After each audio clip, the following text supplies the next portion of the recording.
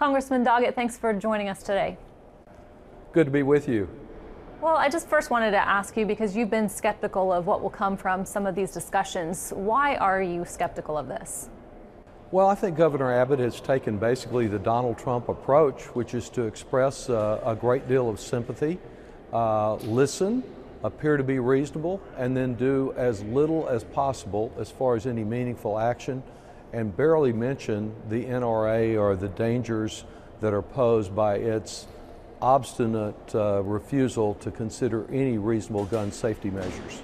What about the inclusion of survivors and some of the victims like we saw today, and Abbott inviting them to be part of this conversation? Well, I think it's great. They've gone through such misery and pain. My goal is to prevent other families from having to endure the same type of suffering. I think that it speaks volumes that March for Our Lives, the students that have demonstrated such courage across the state, that they were denied a seat at the table, that Moms Demand Action, which has been out there through the legislative session, year in, year out, trying to get reasonable action on guns, they were denied a seat at the table. So I'm pleased that my friend Ed Scruggs was there looking for some common ground, but this was not a very well-rounded table because key advocates were excluded, and those that simply want to shift more responsibility to our schools without more resources, who want to talk about everything in the world, including abortion, according to Dan Patrick, except for guns, in dealing with the matter of school shootings. That's just not a balanced approach. I think we need to consider every alternative that might make our school children safer.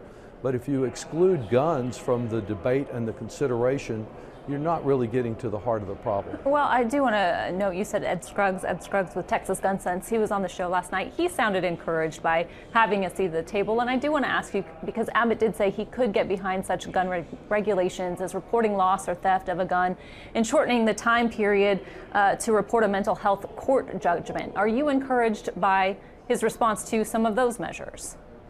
Well, anything out of a government that has done nothing is a step forward. I support those steps. I consider them to be extremely modest. We're going to get judges to report quicker. Well, that's good, but it's not very significant in terms of the broader picture here. Steps that we can take to identify children who have problems early on, those are good, but I don't see him taking any action that would occur before next year.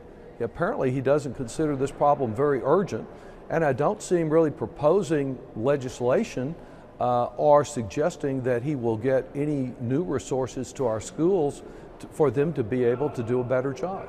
We don't know that yet. So we did ask him. It's mostly guns and anything. Yeah, we did It's ask mostly him that guns and the yesterday about NRA some agenda of the financial. that he's afraid to address. Yeah, right. Keep talking and over did he have each any other, answers on that? I mean, do you think that are you encouraged at all? Texas leading this conversation and having this conversation. It doesn't sound like you are, but in such a friendly Second Amendment state, what about the fact that this is taking place here? It's good to have the conversation. It's good to discuss all of the issues that contribute. There is no legislative panacea. There's no panacea, period. So we do need to look at security at our schools, though I think most in our area are doing a pretty good job. And the Santa Fe school itself had won an award for school safety. We need to look at the mental health considerations, but we cannot get the job done in terms of school safety, in terms of safety at our music venues, unless we deal with the issue of guns. And the governor and the leadership of our state has pledged their allegiance to the National Rifle Association. I want our allegiance to be to the safety of our children. And unless you deal with those issues, you really leave most of the area here without a solution. Congress has had a stalemate over the issue, some minor changes. What are you looking to there? Do you think anything will happen in this next year, it being an election year? Well, I think that an election is the only way we will ever get any action here in Congress. Here in Congress, Speaker Ryan has blocked us from even getting a vote on setting up a commission to study gun violence. They've refused to provide the dollars for investigation through the Centers for Disease Control of gun violence. Fairly modest steps. But what we really need, and we have about 200 co-sponsors, including some Republicans, is comprehensive universal background checks that are quick, that respect gun rights, but don't have loopholes for gun shows and for the internet. And that's what Speaker Ryan won't permit a vote on, even though there's broad support for it. We also need, I think, to put a stop to weapons of war, assault weapons, military style, out on the streets. Thank heavens the young man in Santa Fe didn't have one, or we would see far more deaths, but those need to be stopped. And the only way those things will happen, the only way that anything significant will happen on gun safety is if we're concerned not only about school exits, but the exit of some of the members of Congress and the state legislature that don't believe in gun safety when it comes to standing up against the NRA. Congressman Doggett, we appreciate your time. We'll get you back in to talk more about this issue. Thank you very much.